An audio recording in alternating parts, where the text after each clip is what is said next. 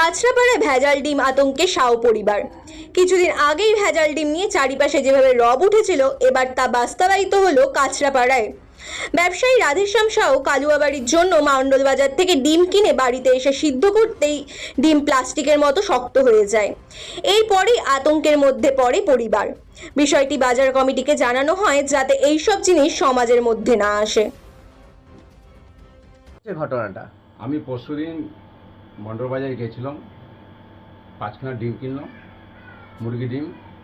তো ডিমটা নিয়ে এসে বাড়িতে দিলাম, দেওয়ার পরে বাড়ির লোক সিদ্ধ করলো বাড়ি পরিবারদের খাওয়ার জন্যে। তারপরে দেখা গেল কি ডিমটা পুরো প্লাস্টিকের ডিম, সিদ্ধ হয়ে গেছে, এই ছোটো হয়ে গেছে, এই যে সামনে দেখা যাচ্ছে পুরো প্লাস্টিক। তখন আমরা কি করলাম কি আমি রেখে দিলাম, রাখার পরে আমি আজকে দিনে গেলাম মন্ডল বাজারে, যা থেকে ডিম নিয়েছিলাম ওনাকে গিয়ে আমি বলছি কি আপনি যে ডিমটা দিয়েছেন এটা পুরো প্লাস্টিকের ডিম।